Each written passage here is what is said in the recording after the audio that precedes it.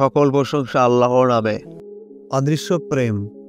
পাহাড় ঘেরা নির্জন এক গ্রামে লায়লা নামে এক সুন্দরী কোমল স্বভাবের মেয়ে বাস করত।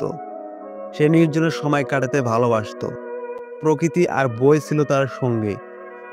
বহু শতাব্দী বেঁচে থাকা এক শয়তান জিন রাহান মানুষকে বিভ্রান্ত করাই ছিল তার অভ্যাস। একদিন হঠাৎ লায়লাকে দেখে সে অভিভূত হয়ে পড়ে এবং প্রথমবারের মতো ভালোবাসার অনুভব করে। রাহার অদৃশ্য থেকে লায়লার দিন রাতের কার্যকলাপ দেখত। সে কখনো কাটা সরাতো, কখনো গাছের ছায়া ঠিক করত।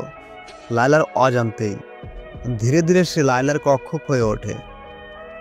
রাহান লায়লার স্বপ্নে এক মানব রূপে প্রবেশ করে। প্রথমে লায়লা ভয় পায়, পরে অভ্যস্ত হয়ে ওঠে। প্রতিটি স্বপ্নে সে যুবক তাকে সাহস, প্রেম ও স্নেহের কথা বলে।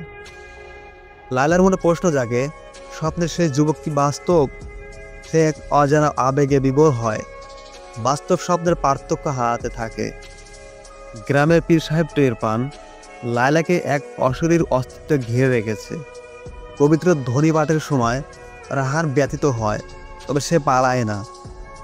স্বপ্নে লায়লা তাকে প্রশ্ন করে, তুমি কে? রাহান সত্যি কথা বলে, আমি এক শয়তান জিন, তবে তোমার প্রেমে বদলে দিতে যাই।